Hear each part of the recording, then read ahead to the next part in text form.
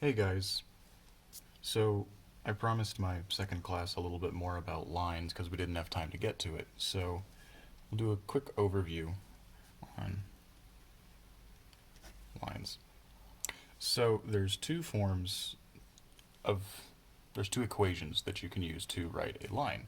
There's slope-intercept form,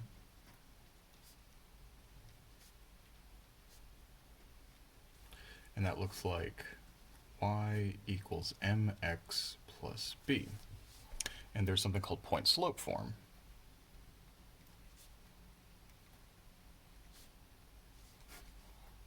which looks like y minus y1 equals m times x minus x1.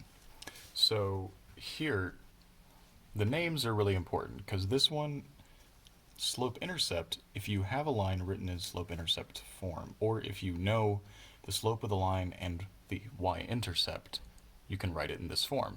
Or if you have it written in this form, you can tell those pieces of information from it. Point slope, if you have a point and a slope, you can plug it into this formula and get your equation of a line, no problem. So let's say that we were given a slope 2 and a point 4, 1. So what I could do is I could plug into point slope here, and I could say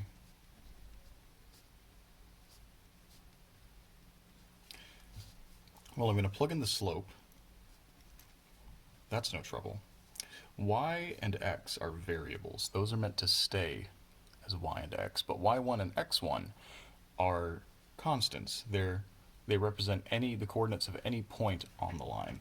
So I take the y coordinate, plug it in for y1, take the x coordinate, plug it in for x1, and now I'm just going to finish solving for y. I distribute the 2 here, and now sorry, that's a minus. This is an equal sign. And now I add 1 on both sides, and I get 2x minus 7. There's the equation of my line. And you always want to solve it back into what looks like slope-intercept, just because that is the most useful form that you can write a line in. So there's another formula that you'll need to know called the slope formula.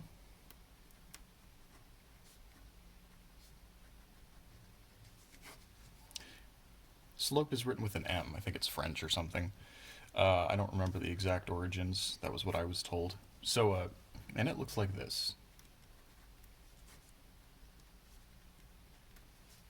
Now what this means is this is the y-coordinate of one point, and this is that x-coordinate for that same point.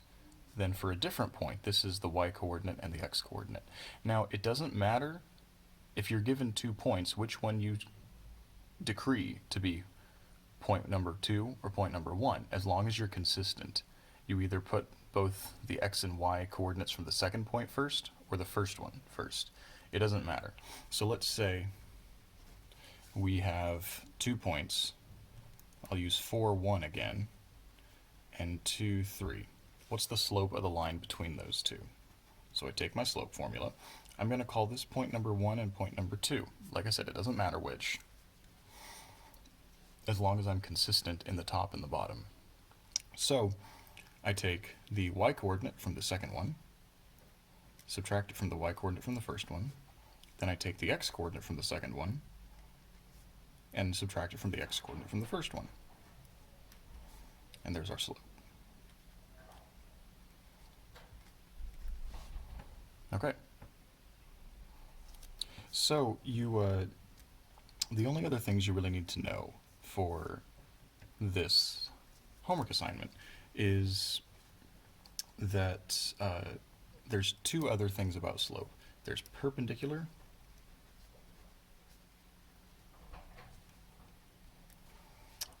and there is parallel. So the slope of a line that's perpendicular, well actually let's start with parallel, that would be a little easier. The slope of a line, let's say we're given a line y equals mx plus b, just some line, pretending we have constants for m and b. So the slope of a line parallel would have the same slope. The slope of a line perpendicular, the slope would be the negative reciprocal.